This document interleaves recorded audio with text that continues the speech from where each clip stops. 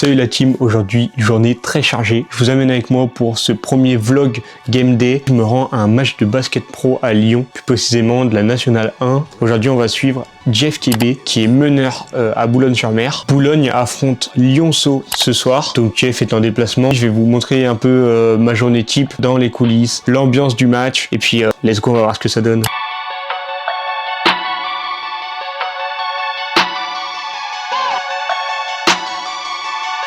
Sans transition, on arrive à Lyon, il y a à peu près 1 heure avant le match, pour repérer un petit peu le gymnase, même si je le connaissais déjà, commencer à faire mes premiers réglages, filmer un peu des actions. J'ai aussi eu l'occasion de rencontrer quelques collègues photographes, certains que je connaissais déjà et d'autres que j'ai rencontrés sur place. Voilà, c'est vraiment ça que j'aime bien quand je fais des déplacements, quand je vais sur des matchs, je rencontre des nouvelles personnes, et puis après on enchaîne directement sur le match.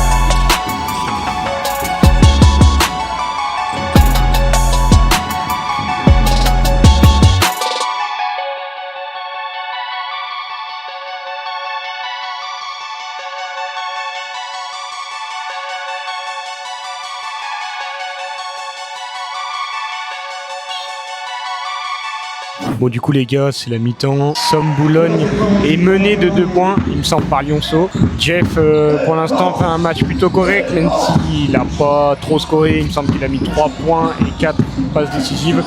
Donc en soi ça va, il a quand même été assez présent sur toutes les actions. De toute façon je vous mettrai quelques extraits de cette première mi-temps. J'ai préparé un petit visuel à la mi-temps que j'ai mis en story, histoire de voir aussi comment sont les réglages, si jamais j'ai quelque chose à changer ou pas, que ce soit la balance des blancs ou bien autre chose. Et pour l'instant tout va bien, donc je suis plutôt content. On enchaîne sur la deuxième mi-temps, on verra bien ce que ça donne.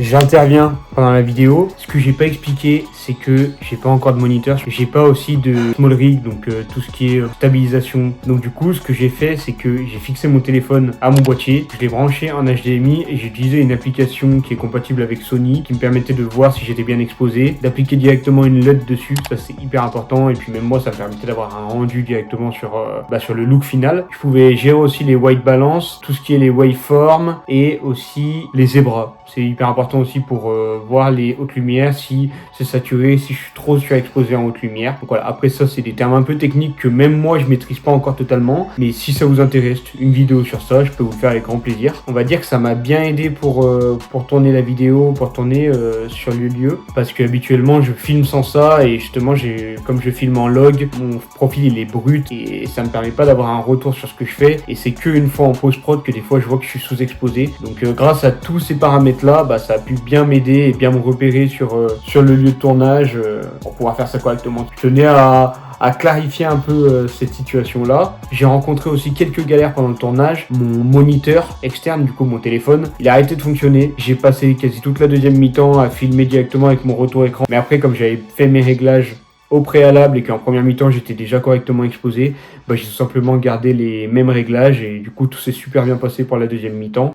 Donc ça m'a pas trop pénalisé, mais c'est vrai qu'avoir un moniteur externe, un grand écran avec toutes ces infos là, les waveforms, la white balance, l'exposition, la LUT, ça permet vraiment d'avoir un suivi sur ce que je fais et c'est hyper important. Donc je pense qu'à l'avenir j'investirai sur un moniteur. Pour l'instant je suis en train de voir un peu ce que je peux prendre. D'ailleurs si vous avez des références de moniteurs à me conseiller, n'hésitez pas, parce que j'y connais pas du tout. Donc voilà, si vous avez des marques précises à me conseiller, c'est avec grand plaisir. Et puis allez, on enchaîne sur la deuxième mi-temps.